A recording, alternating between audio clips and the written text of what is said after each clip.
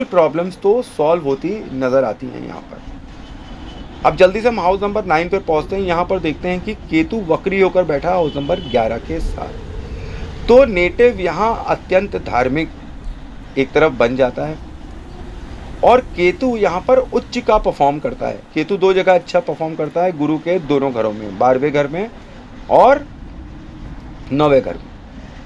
अब 9वें घर का केतु पैसा दिलाता है और 12वें घर का केतु पैसा खर्चा करा देता है। एक केतु धर्म के माध्यम से पैसा दिलवाता है और एक केतु धर्म पे पैसा खर्चा करवा देता है। एक में रियलिस्टिक धर्म होता है और एक में कोई इम्पोस्टर धर्म होता है। हाउस नंबर 9 का केतु मुझे अच्छा लगता है क्योंकि ये काफ़ी धार्मिक हो जाते हैं और ये सुनी सुनाई बातों पर बिल्कुल भी विश्वास नहीं करते हैं। नेटिव को एक तरफ ये धार्मिक बना देता है, दूसरी तरफ अपने ससुराल से ये बुरे संबंध भी दिला देता है क्योंकि ये वक्री है ना, तो नीचे आके विजिट कर गया 8वें घर को। अब नेटिव को यहाँ पर काफ़ी तंत्र मंत्र का जानकार बना देता है ये केतु। नेटिव काला जादू भी जानने वाला होगा। नेटिव अपनी वाणी की वजह से फंस जाता है, उसका प्रोफेशन भी प्रभावित होने लगता है। नेटिव की मौत अननेचुरल हो सकती है, गुंडे बदमाश से लड़ाई में उनकी हत्या हो सकती है या उनको चोट लग सकती है। ये किसी शार्प ऑब्जेक्ट से इनके ऊपर हमला हो सकता है जैसे कि तलवार, नाइफ या बुलेट। नेटिव शमशान की पूजा करने वालों के पास जाता होगा। नेटिव को वेद पुराण और धार्मिक पुस्तकें पढ़ना और उनके ऊपर प्रवचन करना और वाद विवाद करना, ठीक है, उसकी बाल की खाल निकालना, उसकी गहराई में जाना, ये अच्छा लगता होगा। विद्वानों का, गुरु का साथ करना भी अच्छा लग सकता है।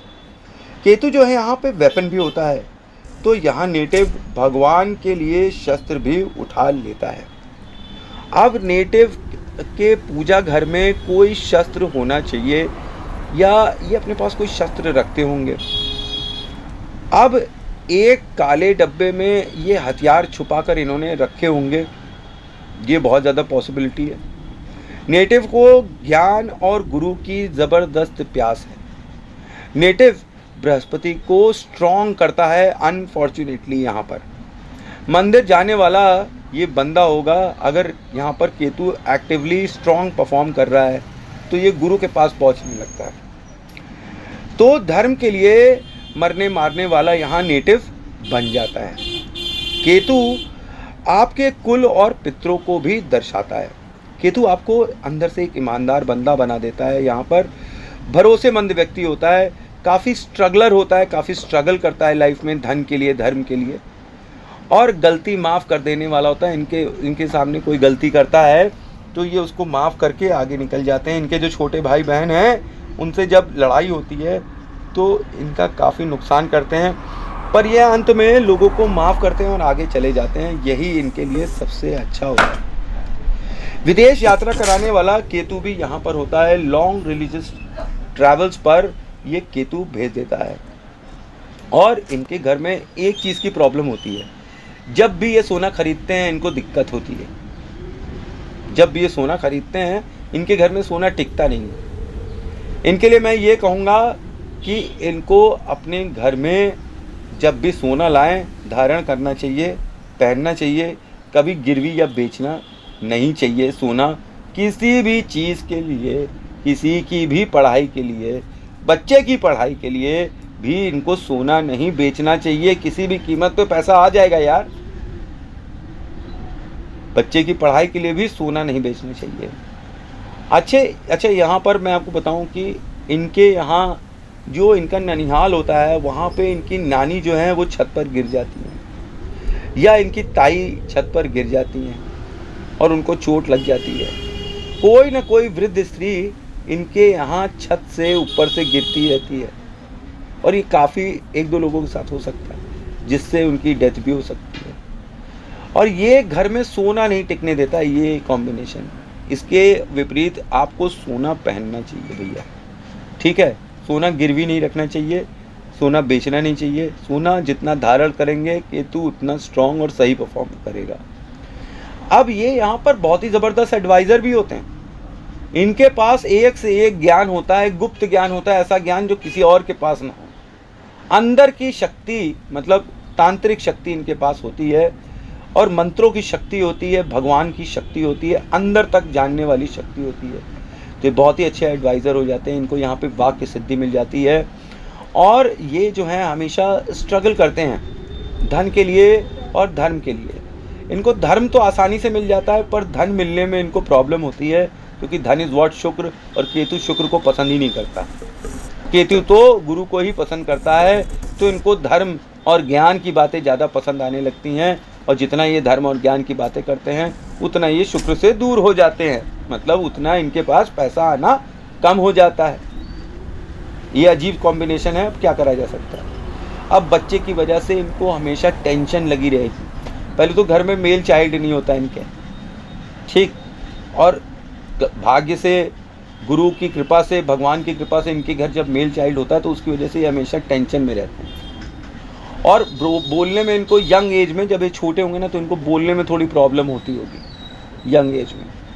ये केतु यहाँ पर धर्म के लिए अच्छा होता है, फाइनली अच्छा होता है, पर अनफॉर्चुनेटली ये धर्म कर्म करते हैं तो लोग कहते हैं ये पाखंड कर रहे हैं, ये झुट्टे दान दयाम कर रहे हैं, ढोंगी, ऐसा लोग कहते हैं। नेटिव लंबी धार्मिक यात्रा बुढ़ापे में करने वाला होगा। जब ये काफ़ी वृद्ध हो जाएंगे तो ये लंबी धार्मिक यात्राएं करने के शौकीन होंगे और ये करेंगे। घर पर लाल झंडा इन्हें लगाना चाहिए, क्योंकि Ketu is what, red colour का माता का लाल झंडा।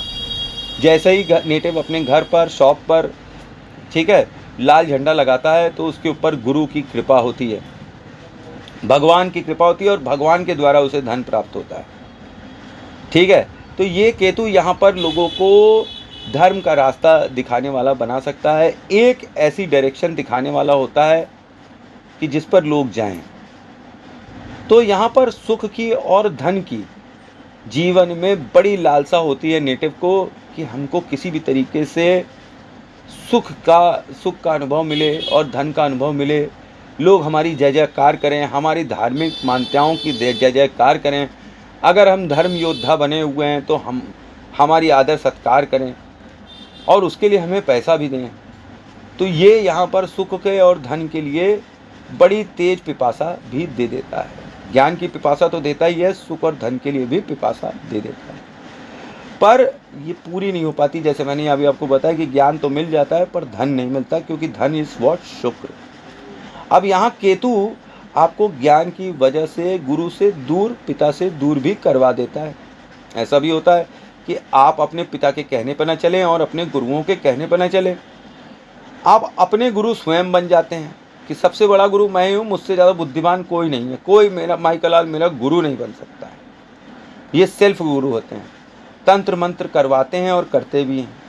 नेटिव कभी भगवान को क्वेश्चन भी करने लगता है कि ये भगवान होता भी है कि ज़बरदस्ती हम फालतू में पक पक पक पक करे पड़े हुए। नेटिव सेल्फ गाइडेड पूजा करने वाला ज़्यादा होता है।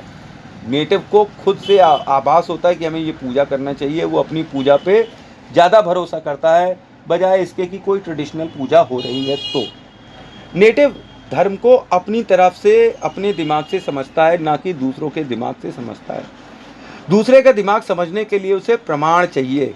वो बाल की खाल निकाल लेता है कि अगर ये है तो ये कैसे है, प्रमाणित करो। अगर उसे प्रमाणित कर दिया तो फिर वो अंधों की तरह उसके पीछे चलता है। आप किसी भी बात को सुनकर नहीं मान लेते हैं जब तक कि उसकी अच्छे से इन्वेस्टिगेशन नहीं कर लेते हैं और उसका प्रमाण नहीं देख लेते हैं, चाहे ये भगवान ही क्यों ना हो। अब ये गुरु ढूंढते हैं, मतलब इनको गुरु की चाह होती है, कोई एक अच्छा टीचर चाहिए जो इनको मिल नहीं पाता लाइफ में।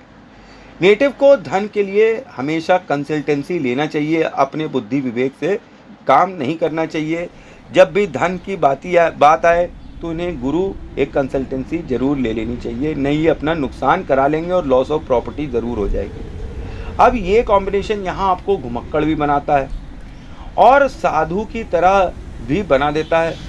मतलब कि अब ये जैसे साधु को क्या चाहिए, भ्रमण चाहिए, तो ये बड़ी धार्मिक यात्राओं पे जाना चाहते हैं कि यहाँ भी घूमें वहाँ भी घूमें। इनका मन है कि इनके बुढ़ापे में जो इन्होंने क्लब बना रखा है, जिसके लीडर हैं, उसमें ये जितने भी ओल्ड एज वाले हो जाएंगे उन सब के साथ अंत काल में ये सब बड़ी धार्मिक यात्राओं पे घूमने घामने जाने की इच्छा रखते हैं।